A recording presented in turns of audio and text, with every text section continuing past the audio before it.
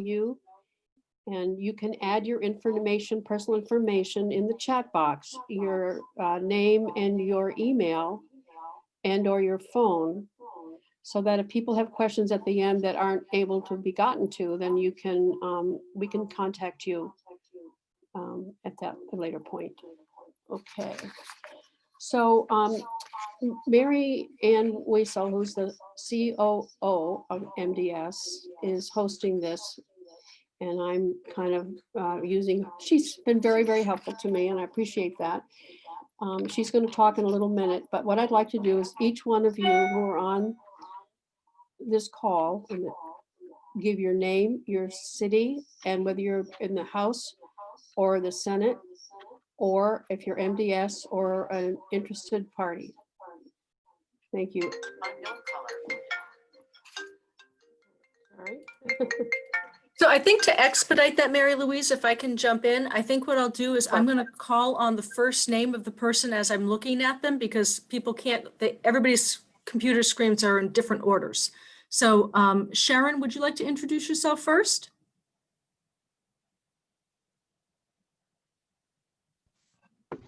She may not know how to unmute. Ask to unmute. Okay.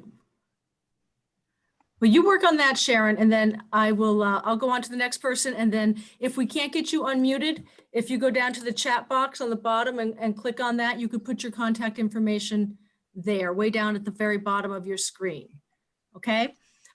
Jim Creighton, and I apologize if I didn't pronounce that right. Hi, everyone. I'm Jim Creighton, retired Army officer and running for Hillsborough County Legislature in District 38. Thank you. Thank you. Representative Jenny Gamarlo. Hello, I represent Swansea and Richmond. I've been in the House for 2 years now, just finishing up. Great. Thank you for being here.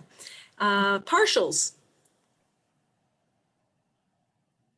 Hi, I'm Lucius Partial, and this is Christine. I'm a candidate for Cheshire House 10, which encompasses Marlborough, where I live, and the community of Troy. And we're also recipients of MDS services for our daughter. Excellent. So we're two hats here. Welcome. Suzanne White. Hi, I'm Suzanne White. I'm running for state representative in Hillsborough District 1. Great, thank you. Michelle?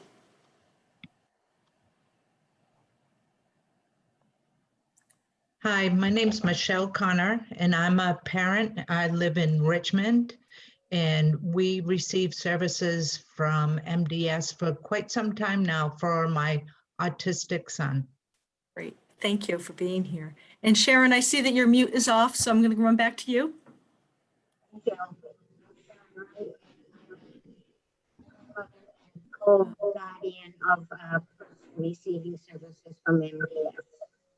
Great, thank you, Sharon. Amanda Elizabeth.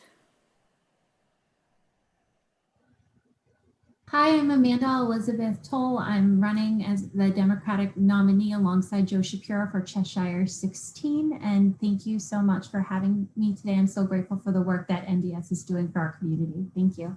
Thank you. Stephanie Highland. Hello, yes, Stephanie Highland. I currently reside in Francistown, New Hampshire. I am a state rep candidate for Hillsborough D38, the Democratic side, and I'm really excited to be here and listen to everybody. Thank you. Thank you. Rob Gillis, welcome. Hi, I'm Rob Gillis. I live in Hancock, and I'm the interim executive director for Monadnock WorkSource. We're a small vendor who contracts with Monadnock Developmental Services to deliver disability services in the Peterborough and general Monadnock community. Thanks, Rob. Amy? You're on mute, Amy. Thank you. Can you hear me okay? Sometimes my internet is funny. Okay. Amy Hathaway from Keene. I work for MDS Birth to 3, and I'm here mostly in that capacity, although I'm also a grassroots organizer with Rights and Democracy. Joe Shapiro.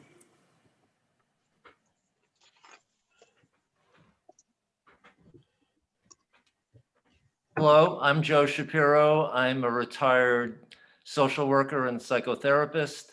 I am running for my second term in the House representing Cheshire 16, which is an at-large seat for Keene. And I've been serving on the Health, Human Services, and Elderly Affairs Committee, which deals with healthcare, obviously, but a number of issues that would be relevant to the disabilities community. Great. Welcome. Marilyn Houston. Good afternoon. I'm in Keene, Ward 2 candidate for the House, and I have a long-term relationship with MDS through my daughter, Sarah. I served as chair for the Parent Support Group 2 terms, and look forward to hearing what everyone has to say. Great. Thank you. Lisa Stedman. I am a parent and we receive services from MDS for our son Maxwell, who is turning 9 next week. That seems amazing. That happened fast. Welcome, Lisa. Let's see, Anna, who's not really at the beach. I wish I really was. My name's Anna Lake, and I'm the Regional Early Supports and Services Program Coordinator for MDS. And I'm also a family member. My 59-year-old brother-in-law receives services through MDS. Great. Thanks, Anna, for being here. Melanie Levesque. Hi there, I'm Melanie LeVake. I'm a senator senator from District 12, which is mostly Hillsborough County, but I also have Rindge, which is in Cheshire County. Also, some of the folks from New Ipswich utilize your services as well. And I had an opportunity to get to know you a little bit more last year when I was doing some work for one of my constituents. I'm looking forward to learning more about your organization and how we can help. And I'm also running for re-election. So Thank you for being here. You're welcome. Suzanne Butcher. Welcome. Hi. I'm Suzanne Butcher, a parent. My son is an adult and he's received services from MDS for a good long while. And I also was in the House for 6 years, quite a few years ago. Welcome. Thank you. Jay Kahn.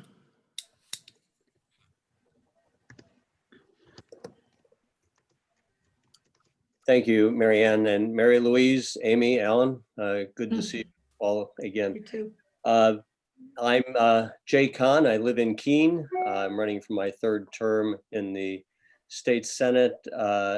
This past year, I worked with the Developmental Services community, both as chair of the Senate Education and Workforce Development Committee and as a Finance Committee member, where you folks and your constituents were very active in advocating for your needs. So glad we were able to help, but there's always more to do. Looking forward to hearing an update. Thank you. Thank you. Marilyn Shriver. Hi, I live in Walpole. Sorry to see no Walpole area reps, but happy that my senator's here.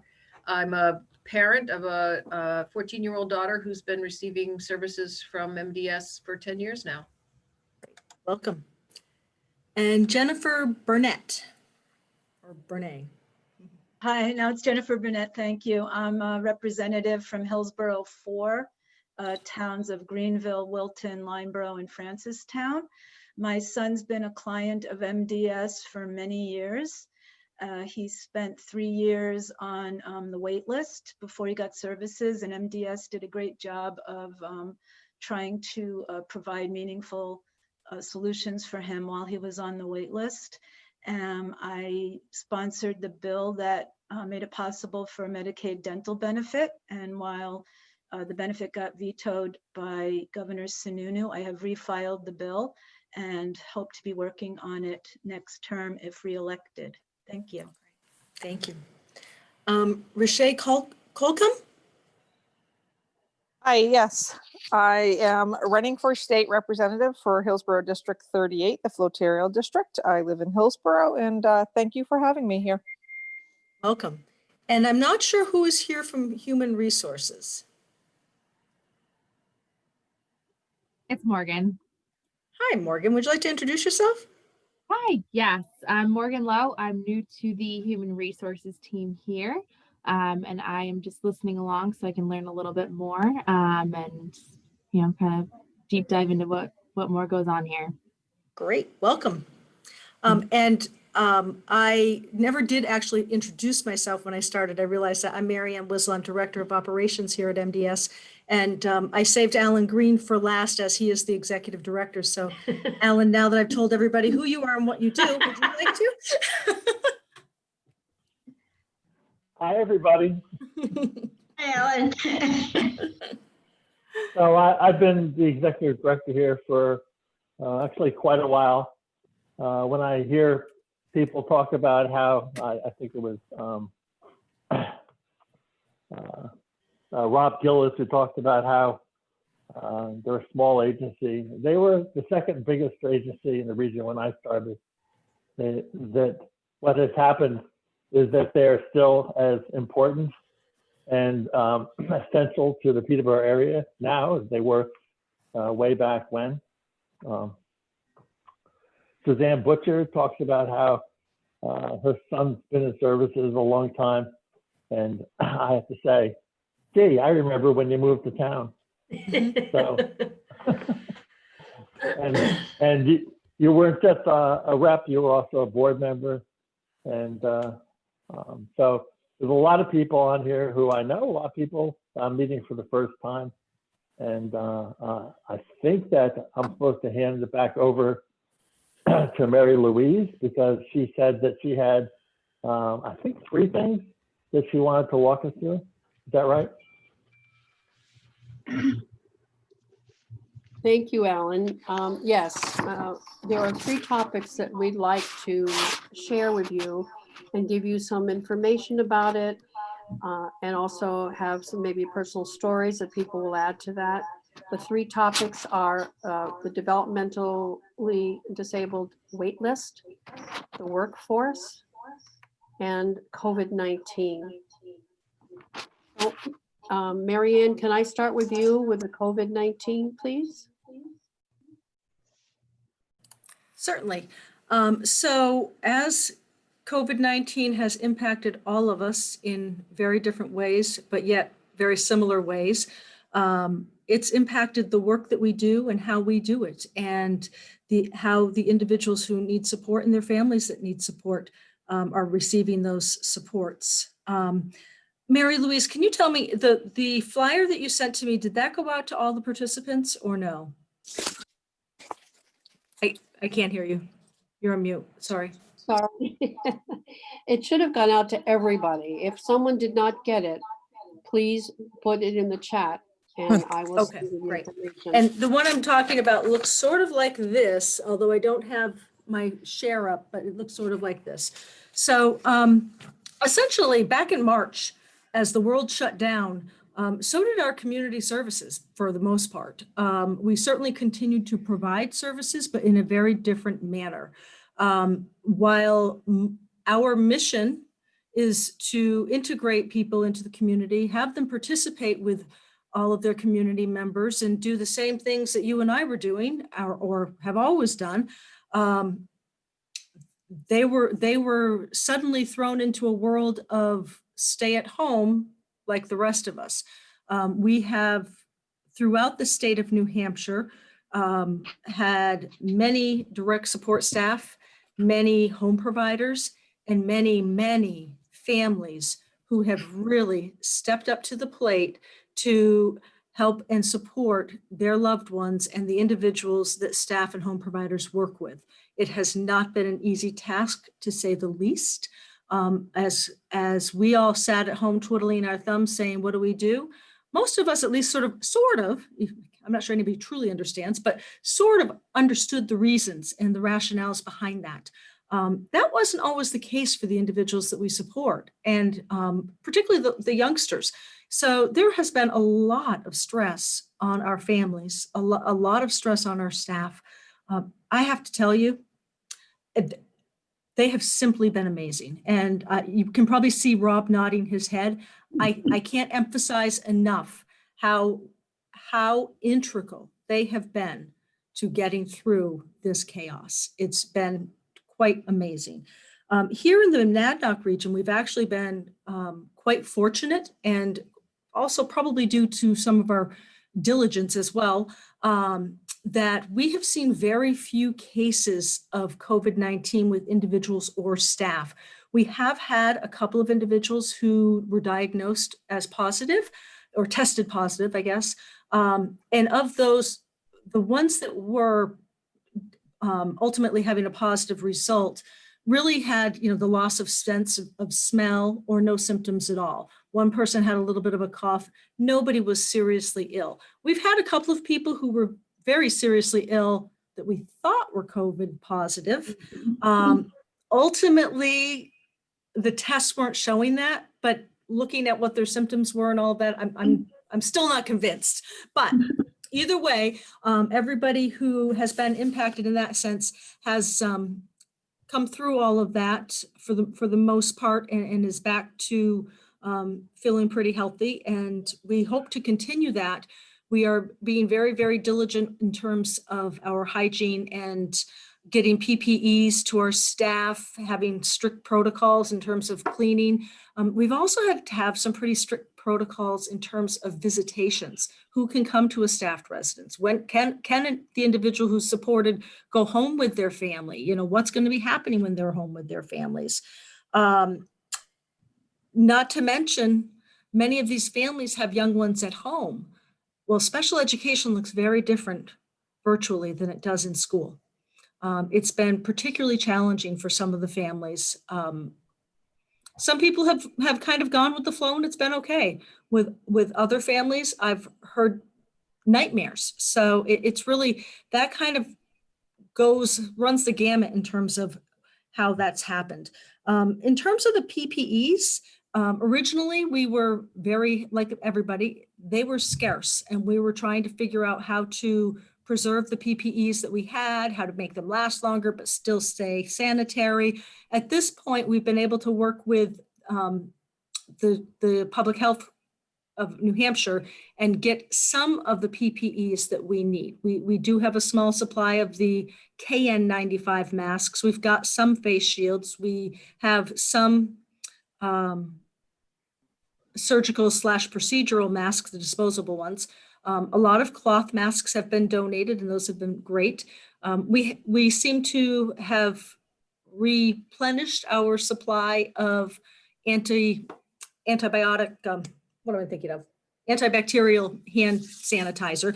The place where we're still a little bit low, just in case you happen to be in a store and you see some, are the antibacterial wipes, the disinfectant wipes that, the Lysol wipes that pop out of a container, or the spray that you can use with the rag. If you're in a store and you don't need it for yourself and you've got the $6.99 on you, if you want to grab a bottle and drop it off at MDS, we would be forever grateful, because that is the one area that we are still really struggling to make sure we keep enough in stock. Trying to think of what, one of the things that's really helped us out a lot, the state, Deb Sheets worked with the folks from the Bureau of Developmental Services to request what's called an Appendix K to our Medicaid waivers. And basically that's asking the federal government to make some exceptions. So in our waivers, the way we provide services, it's through a waiver that basically the state promises that all the providers will do all of these things in this manner. And some of those things were next to impossible, such as community participation supports. Those have to be out in the community. Well, not so much during COVID. So the state reviewed all of our criteria, where the obstacles were in terms of getting support for the individuals and getting the funding for that support. And they put in a request for an Appendix K, which goes through, I believe it's the end of February, which seemed like a very, very long time away when they first were proposing that. And now it seems like, are they going to ask for an extension? Let's hope so. But we were able to get that. So some of the factors that would have otherwise been a problem were not. So some of the in-person trainings we've been able to get away from, not away from, but we've been able to add some remote training to supplement the in-person and get some timeframes extended that we otherwise would have had to have compliance within. So that's been extremely helpful. Marianne, can I interject for a Please moment? do, because I'm not sure what everybody wants to know. I'm trying not to read from the sheet that went out, so. Right. Yeah, and by the way, I will mail the 3 sheets to all of you that are putting your addresses in the chat box.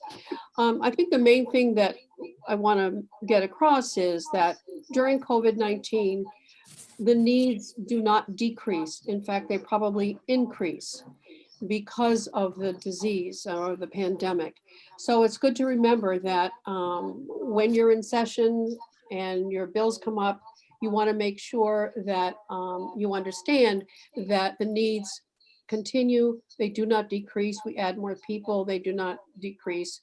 So that, just to keep that in mind. And then Marianne, if you would go, unless you have something else to add to the COVID-19, if you'd go to the wait list and bring us up to date on that, please. Thank The you. other thing I want to add to the COVID-19 piece, and it will go into the workforce piece as well, is one of the things that was crucial over the first few months of the COVID response was the ability to have the long-term care stipends for the direct support and home providers that were doing the in-person, face-to-face support of individuals. That really made a difference in our ability to retain staff. So that was really phenomenal. It's since gone away. It was done in July, but it really, during the time when there were so many unknowns and it was so scary, it really was very critical. So what about that wait list? I'm hoping that everybody who is looking at me or listening to me on this Zoom has actually heard of the DD and ABD waitlist. It's been around for, a couple, 2-3 years. It's been around since I've been around, and I've been around for a while. We've actually done a lot better in recent years with our waitlist. We had times where it was extremely high. This past year, we were able to fund the waitlist to 0 as of June 30th. The problem being that was through June 30th. People need services on July 1st. And that person who didn't need additional services had something happen. So now they have a higher level of need. So although we were down to 0 on June 30th, currently we have 10 people on the wait list, and we have been able to get funding for people turning 21 or graduating from high school, and individuals who are new to our services through January. So what that means is if somebody is graduating from high school on December 12th, we've got funding. For the most part, we have funding for all of those people to start their services. Now, the glitch is that many of our provider agencies are not able to take new individuals. So because of COVID, because of lack of workforce, and that was happening long before COVID, the lack of workforce, and how that impacted the ability to start new services or add services to somebody who was already in services. Right now, many of our provider agencies are not starting new services because of COVID and because they don't have the staff to do that. We also, you may have heard that Crotched Mountain is shutting down their staffed residences. That has impacted our provider agencies' abilities to take on more individuals as well. So currently, like I said, we have 10 people on the wait list. Those are all adults, and those are all people who have some level of service already, but they need additional services. That could happen because somebody may have some health complications, so their needs increase. It could be that somebody who's lived with their family all their lives and maybe just gotten a few hours of day services, maybe mom and dad are growing older and no longer able to care for that person, so they need full residential services now. It could be a variety of reasons as to why that person would need services. So we have 10 people for that. We've done quite well this year so far with our categories A and B. Category A, if you hear that referenced, are people who graduate from high school, and people turning 21 fall into the category A funding. And if somebody is, the sheet that you will get for this it's what is the Developmental Disability DD waitlist. I will tell you there's one small error in it, Mary Louise, which is under the second bullet. It says if they are new residents to the state. They can be put on the wait list for that, but they don't have to be new to the state. They also could just be that they hadn't applied for services. So it might be my next door neighbor that knew nothing about developmental disability services. It might be my next door neighbor who knew about it, but they had plenty of natural supports, and the family or friends that were helping to fill in those gaps have gone and done other things. Maybe somebody needed to get a full-time job, whatever. So now they're needing services. So it's not just if you're graduating. This sort of implies that if you're graduating or you're new to the state, you can be put on the wait list. It's not just if you're new to the state. And then if there's a significant change in the needs of an individual who's currently getting services, which is what I just talked about, that if somebody's individual needs, whether it be physical or cognitive needs change. And again, it could be that their home, something changes with their home, such as their parent is no longer able to do something or something like that. That could also get them back on the wait list for additional funding. So let's see. So RSA 171A says that individuals who are found. Yes, please. I'm sorry, I was slow to interrupt you because I was struggling with the mute. I wanted to add to what you were just saying about the programs starting late and difficulty hiring staff. It has, just to reiterate, it's been very difficult to start programs. It's also been very difficult to bill. We provide some services that traditionally are easy to bill because we do it in exactly the way that the state and the Medicaid people want us to. But because of the COVID-19, we've had to change some of those protocols. And so it's been more difficult. And we, as well as all the area agencies, and this is the important part, have had a smaller bill to the state than we would have had without the pandemic. So my fear is that it'll look like to the Department of Health and Human Services, to the governor, and to the legislature, as though we don't need all the money that we were budgeted to receive.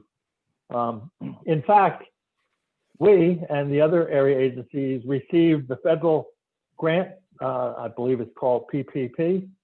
And if you extrapolate what we received to the whole state, there's something like $18 million that came into the system to help support us and ultimately to backfill money that we didn't get from the state. So as you go to Concord, I just want you to keep in mind that when people say, and they didn't use this money, so we're not going to budget for them to have it next year, our folks still need those services. And if the pandemic was to end, as we all wish it will, we are going to need all the services, all the resources that we traditionally had. And second issue is the federal money, although I believe they're arguing about it right now down in DC, the federal money is not promised for the fall and winter. It was summer, spring. So thank you, Mary Ann. Back You're to you. welcome. Actually, I did have that as a talking point, but I'm glad you mentioned it because you didn't know whether I did. So yeah, I think that it is really important because like Alan says, you may see that there is a large chunk of money that went unspent. And think about it this way, when we were all in lockdown and you and your significant other or your other family member, you both had cars sitting in the driveway that didn't go anywhere. Okay, you don't need those cars anymore, do you? Well, yeah, you kind of do once you get back up and running. It's sort of like that we still need that money. We still have people to support, and we do intend to support them and to get back out to full services. We're not back to full services yet. Some people are back to some services. Other people, families have kept them home. They have health issues or family members have health issues, and they've said, you know what? We're going to stay home for right now and wait until it's a little bit safer to go out there. As you've probably all noticed, there has, as was predicted, been an uptick of COVID positive testing in the state of New Hampshire, as well as the surrounding states to some extent. So we're keeping a very, very close eye on that. Right now, our services are open with some restrictions. We're still not doing full face-to-face everything. And if those numbers continue to increase, it would not surprise me to see that we need to reevaluate that and look to pull things back a little bit more. Again, we've kept everybody in this region extremely safe through the hard and diligent work of the DSPs and the provider agencies, home providers and families. I can't give them nearly enough credit. And I just want to, we want to support them and continue those safeguards, but it will mean that things look a little different as you make your trek to Concord, and you'll be seeing things that may or may not make sense. And when you start hearing about, well, that's due to COVID, we promise you it is, and we would be happy to have a conversation with any of you to talk more in detail about those specifics.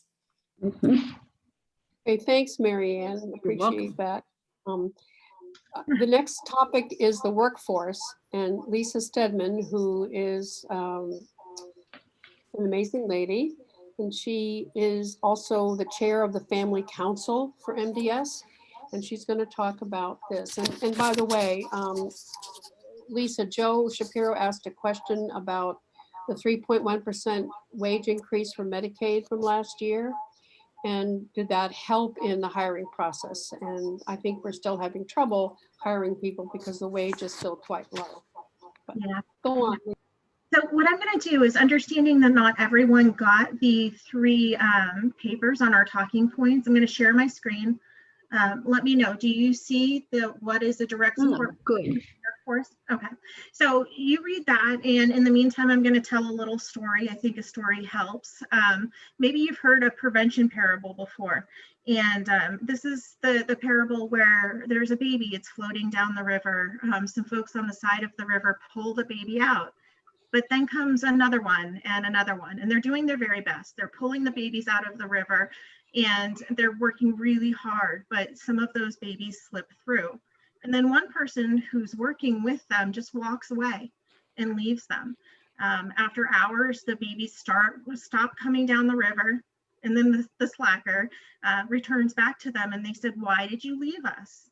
Well, that person said, "Well, I wanted to figure out why the babies were coming down the river. So I walked upstream, and there were some planks missing from the bridge, and the kiddos were trying to cross the bridge, and they weren't quite making it across the bridge, so they would fall into the water."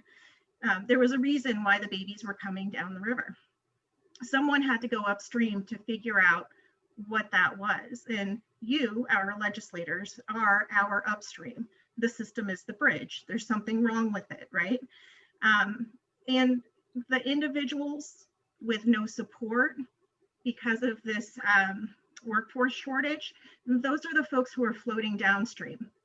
I'll tell you, the folks who are working every day to do their very best to help these families who aren't receiving support, those are the people who work at MDS, the parents and the families. We're just pulling people out one at a time, but not everyone is getting the support that they need. So why? I mean, what was the source? We know that there's something wrong in our system that caused what's the missing plank in the bridge? And it's wages.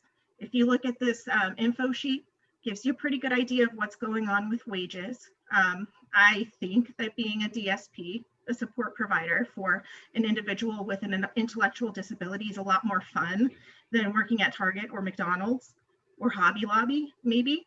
But they're not choosing this career because you can earn more in those other places. $12.50 is not a whole lot. I'll tell you, the DSP for my own son, she takes him out and they do things on Fridays. He doesn't have school on Fridays. I mentioned he's 9 years old, but he's not able to ride his bike around like his brother does. He can't walk to the library. I don't allow it because, I don't trust him just yet. And I don't want him sitting on the couch watching YouTube all day long. If we couldn't find a DSP to take him out on Fridays, do his homework with him, educational things, teach him how to be safe in the car, take him out to stores, help him order his own lunch, teach him skills of independence, then we would be one of those families falling through the cracks. So I just want to encourage you that the end ask on this page is that we want to ask all legislators to help ensure that the rate increase that was put through, the 3.1%, is not taken away before January. Everyone here who's elected can help us with that, and that is our ask. Right. I'm gonna stop sharing my screen now. Thank you, Lisa. All right, thank you, Lisa, very much. The analogy was wonderful. And it really points out some of the issues that we have. I'm going to ask Sharon Wright if you wanted to tell a little information about you and your situation. Do you need me to unmute you? I think I'm unmuted.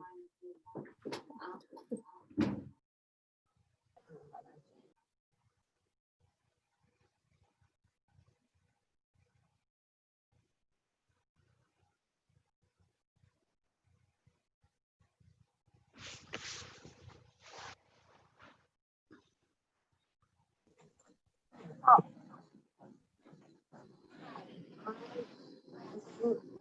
21. We have problems with the wait list going from junior level to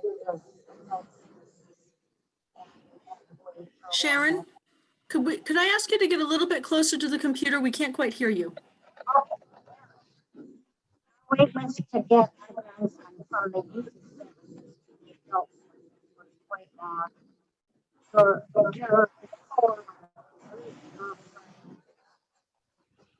so many little obstacles, and they mostly staff issues. We didn't have to take him on. But we have somebody now, and they're wonderful.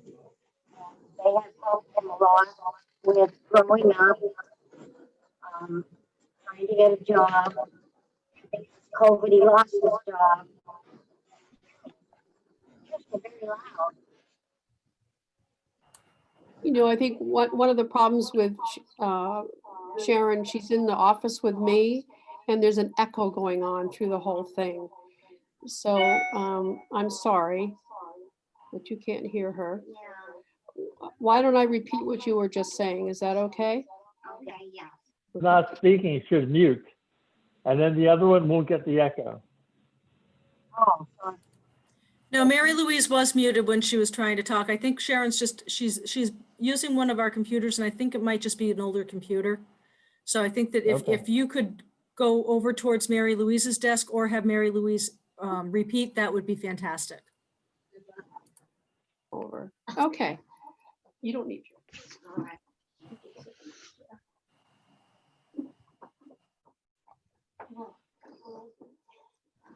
Okay, here I am. Can you hear me now?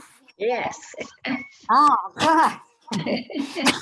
My grandson is now an adult, and we did have trouble with the waiting list because staff getting him from the youth division to the adult services.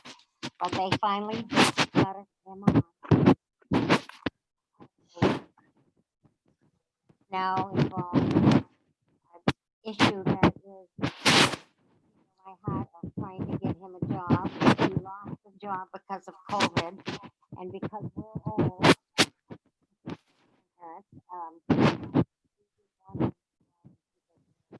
at this point to get us, you know, COVID. So they have been helping that. And he has been social worker, which is very lovely. And I'm very happy that MDS can help us. And I just hope that they can get the resources to keep helping others. Thank you.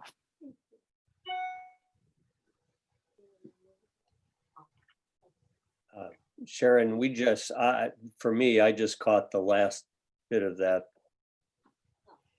Oh. Likewise, Sorry. I couldn't hear. So if someone could summarize. Yeah, I'll summarize for her. We have an old computer, I think, and none of us are real experts at this, so bear with us.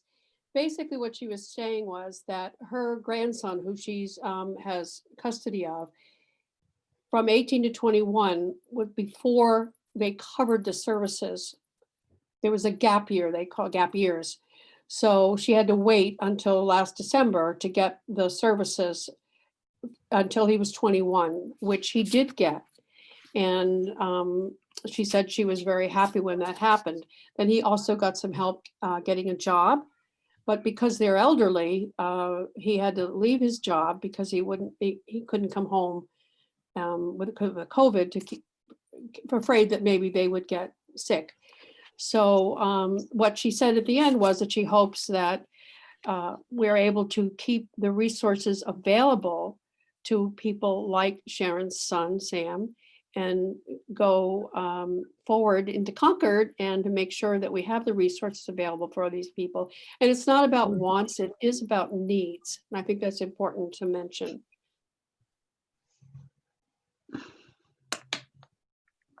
Thank you. Okay, any questions about that? Sorry, we had a little techno. I'm much better just face to face, frankly, but I wondered if there were any questions. Joe, did that answer your question or not? Yes, it did. Okay, thank you. This 18 to 21 year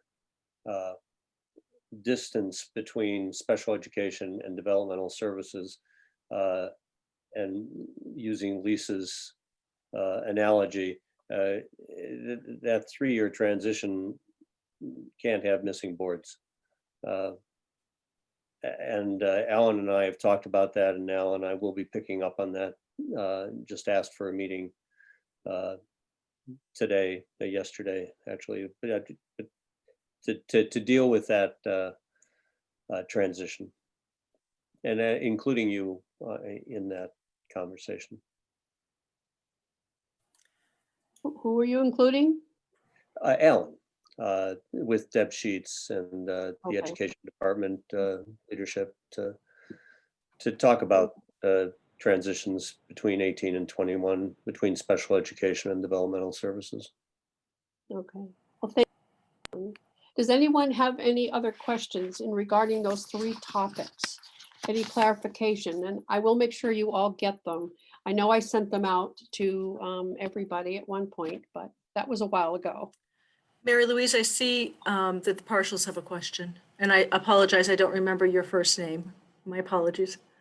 No Lucius problem. Lucius and Christine. Christine, yeah. And she has a question. Yeah, more of a comment, because we have a daughter who is 20 and graduated from high school and has funds in place for services through MDS.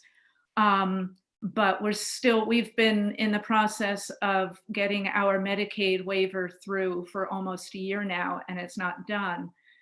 And part of that is COVID related, but there have been other gaps along the way. So, I mean, even with having things in place from the funding standpoint and the area agency standpoint, we're still not there. And it's just been a tough year.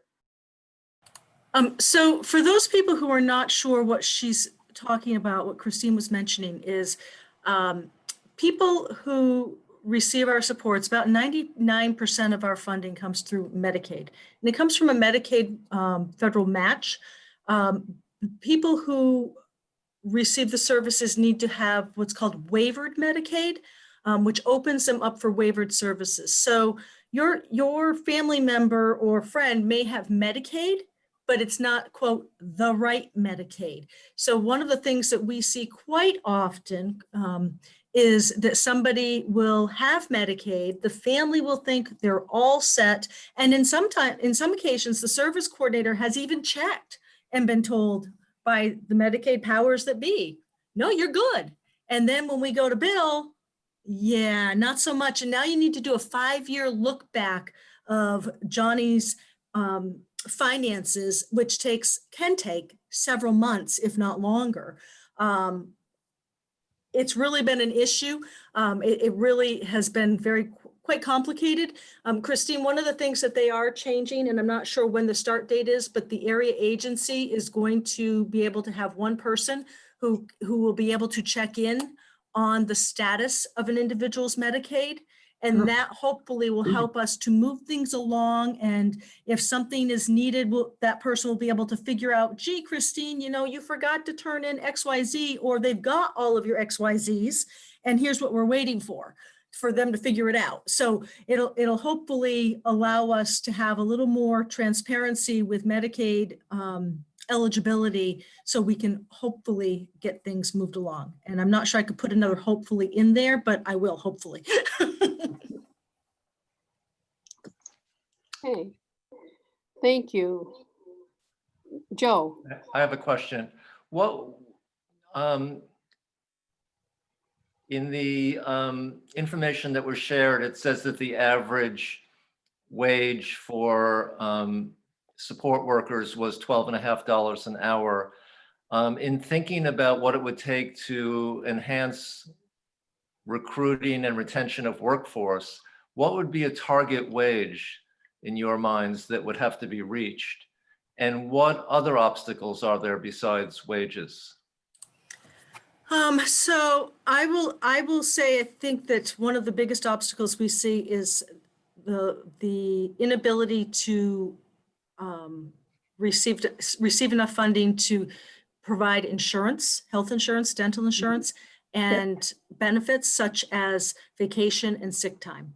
One of the things that the 3.1% increase from last year did for staff at MDS, we were able to target some of that money to offer a 1 week, 5 days vacation and 5 days sick time to our DSPs that are working 30 or more hours, which is not a lot, but it's a little something. In terms of wages, I'm going to pull Rob into this and see what Rob thinks, but my guess would be we need to be looking at $14 to $15 an hour, but that also impacts the people who are working as program managers and service coordinators, because they are right there. So you'd end up with DSPs that are making the same amount as the program managers. So it kind of has an uphill waterfall, if you will. So, but Rob, if you don't mind me putting you on the spot, I'd love to hear your thoughts too. Yeah, we fall in line, with the, $12.50 an hour average for our direct support folks.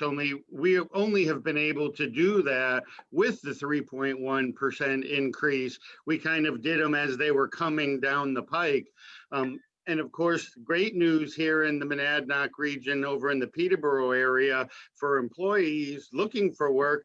Our local hospital has just put out an initiative to move all of their positions up to $15 an hour in all of their services. And, we're less than a mile away from them. And so it's going to be even harder for us to bring in entry-level employees when they can go to any position at Monadnock Community Hospital and make 15. So 14, 15 would be great to shoot for, but you're right, Marianne, we have our managers who make more than that. We have our long-term employees who right now are making $13.25 an hour, and they've been with us for 10, 12, even 15 years. And that's how small our wage scale is right now. And Joe, one of the things I can say is that in the last couple of weeks, and Rob, I'm betting you see this as well, I've had program managers come to me and say, I don't know what I'm going to do about Mary's support staff. They're making $12.25 an hour. Mary is making $16.50 an hour. So they're on the job supporting Mary, helping Mary to do whatever it is that Mary's doing for work, and literally making more than $4 an hour less than Mary. So that's been a huge issue. It's an issue in their wallets, but it's also it's not right that they wouldn't be getting as much. You know, it's really a very challenging situation. I will say that we were very happy to be able to create a Medicaid increase in rates since there hadn't been one in many, many years. However, as a past provider myself providing Medicaid services, I know that 3% of a small amount is a very small amount. And without continual rate increases, it won't mean very much. That's true, Joe. I totally agree with you there, but I will tell you that it was greatly appreciated. It was very, very much appreciated. And I hear what you're saying about it only being 3.1. And, you know, hopefully, like Lisa said, we will only get our 3.1% increase rate this January. That's critical to us, but it's still something. And quite frankly, it's 3.1 more than what we've gotten since the summer of 2007. That was our last increase. We will fight to keep that second increase in there. Thank you. And if I could just add that, I forget who it is exactly who asked the question about what's an ideal wage. I think what we have to think about is nobody goes to work for the state or the DD system thinking that they're going to get rich. They do it because they love the individuals. But then they might have to leave because there's some other job that pays them more. So it's not that they come to us thinking that they're going to get a high wage, but it is that thing that entices them to go away. So to me, the best wage is the one that is competitive with those jobs that are pulling them away. $15, I think, would keep them from leaving us to go to retail stores or to fast food restaurants or other maintenance jobs, custodial jobs even. I think $15 is what would do it. Yeah. And I also think the benefits is a big piece of that, Lisa. And I'm a little bit biased on that because years ago, the reason I ended up in this field, I started working in this field in college. I got away from it a little bit. My husband was self-employed. We needed health insurance.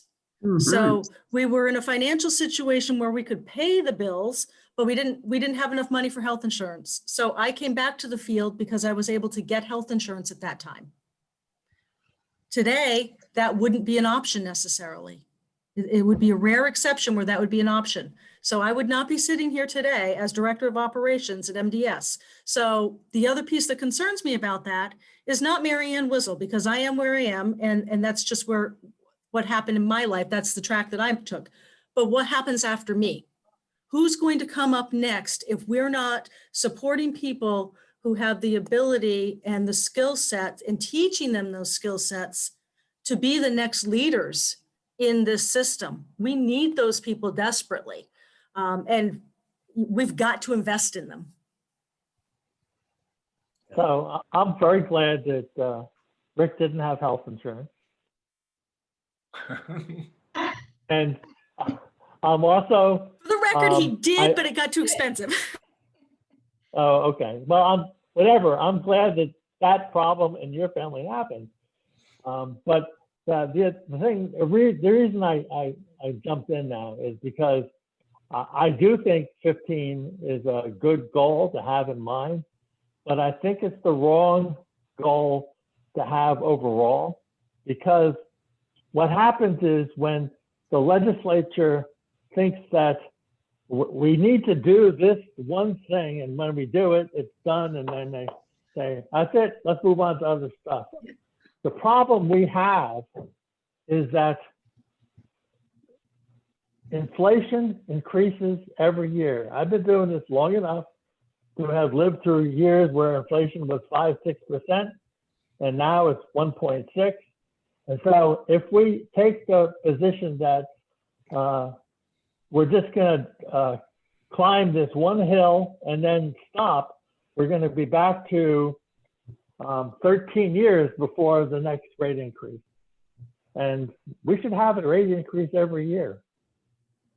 You know, inflation goes up every year. And I would say that at least for the next few years, it shouldn't be based upon what the actual consumer price index is, but rather helping us to catch up to where we ought to be. I've seen the diminishment of quality that has taken place slowly and inexorably, sort of like the parable of the frog in the hot water that's boiling.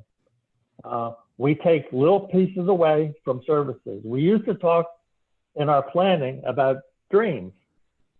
We don't talk about dreams anymore. We talk about safety. Safety was a given. Now it is our new ceiling.